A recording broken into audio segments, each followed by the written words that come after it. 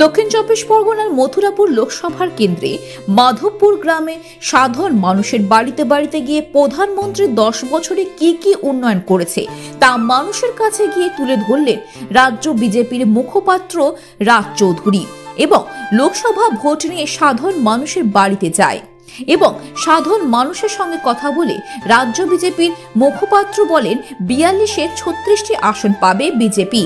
আরো জানায় যে তৃণমূল সরকার 2024-এ ক্ষমতা থেকে সরে যাবে, ক্ষমতায় আসবে বিজেপি সরকার।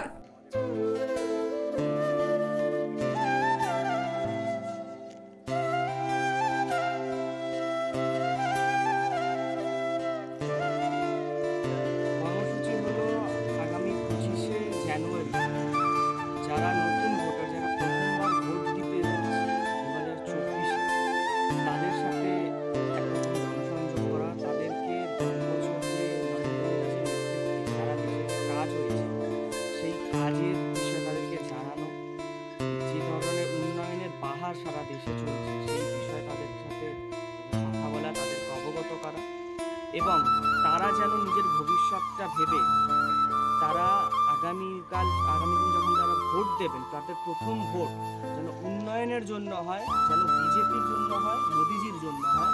তাই জন্য তাদের সাথে আমরা জনসংযোগ করছি। তার সাথে সাথে বিকশিত ভারত সংকল্প যাত্রা, যেটা আমাদের প্রধানমন্ত্রীজির নেতৃত্বে যে সারা দেশব্যাপী যে কাজ চলছে, উন্নয়নের যে যজ্ঞ চলছে, সেই কাজের কি পরিস্থিতি রয়েছে, কোথায় কেমন কি কাজ হচ্ছে, এটা তাদেরকে জানাতে এসেছি। এবং এই সংকল্প যাত্রা যে উন্নয়ন, আমরা এই যাত্রায় আমরা সবাই সংকল্প করেছি এক উন্নত দেশ গড়া।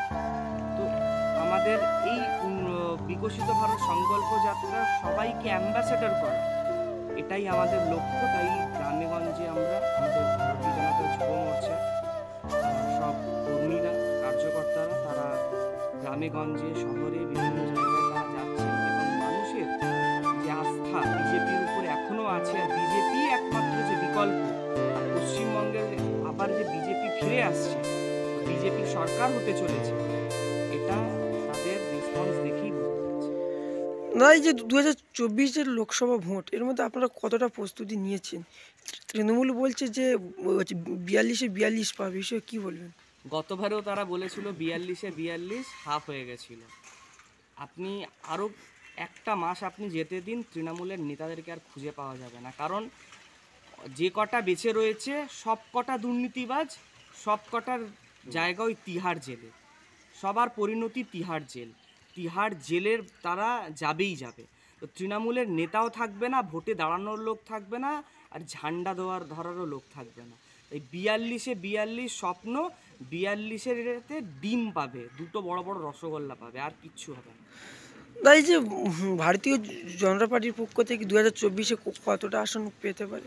বাংলায় 35+ হবে, 35-এর এক বেশি 36, 37 হতে পারে, কিন্তু 35 থেকে একটা কম 34ও হবে না। 35 আসবে, মানে 35 আসবে। এটা আজকে এই তারিখে আপনি লিখে নিন, যেদিনকে ভোটের রেজাল্ট বেরোবে সেদিনকে আপনি আবার দেখা করবেন, আমি আপনাকে মিষ্টিও খাওয়াবো, আর সেদিন আমি মনে করাবো যে এই ইন্টারভিউ দেখেই মনে করাবো যে আমি বলেছিলাম 35টি আসন আমরা জিতবো। কারণ যে মানুষ যে দাঁড়িয়ে আছে তাদের অঙ্গীকার, তাদের সংকল্প এটা, যে তারা 35টি আসন নরেন্দ্র মোদীজিকে দিয়ে দেবেন। ভারত মাতা কি জয়।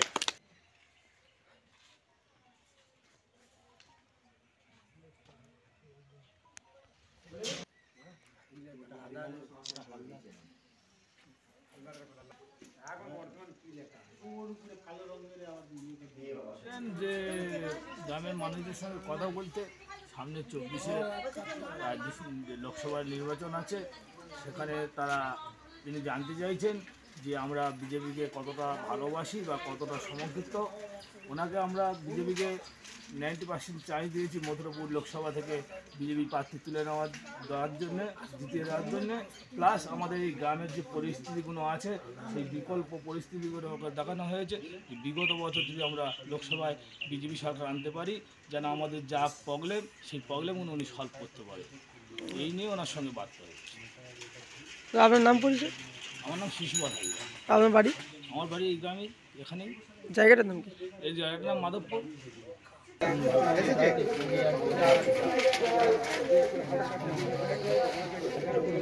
নাম টাম টাইপ করো, সব করে যেগুলো করার করে দিয়েছি। মানে আমাদের প্রতিশ্রুতি দিলেন যে আগামী দিন যেসব মানে সমস্যাগুলো আছে সেগুলো যাতে সমাধান হয়, আমাদের মধ্যে সমাধানের পর দিয়ে দিচ্ছেন। যে দুর্নীতি হয়ে গেছে সেই দুর্নীতিগুলো আমরা যাতে মুক্ত হতে পারি সেইগুলো চেষ্টা করবেন। আর বার্তা হলো আগামী দিন আমাদের লোকসভার থেকে ভোট আছে, যাতে হচ্ছে কি আমাদের যোগ্য মানে নেতা আমাদের মধ্যে পেতে পারি, সেই জন্য চিন্তা ভাবনা করি। এবং যাতে আমাদের এই দুর্নীতিমুক্ত সরকার আমাদের মধ্যে থেকে লুপ্ত হয়, সেই জন্য আমরা চাইছি যাতে একটা সুস্থ সরকার সুস্থভাবে মানে নেতা উঠে আসুক আমাদের মধ্যে। আমার নাম জয়ব্রত নস্কর, বাড়ি মাধবপুর। যারা আছে তাদেরকে চাকরির যেন অভাব না হয়, সে নিজেও চাকরি করবে আর 10 জনকে চাকরি দেবে, তার জন্য স্কিল ইন্ডিয়া মুভমেন্ট, হাতের কাজ শেখানো, এই সব উন্নয়নের যে বিভিন্ন সব প্রকল্প, এটা এর আগে আজ থেকে 10 বছর আগে ছিল না। 10 বছর আগে কংগ্রেসের আমলে আমরা দেখতাম যে কিভাবে সকালবেলা উঠেই আমরা শুনতাম কোল স্ক্যাম, কয়লা চুরি হয়েছে।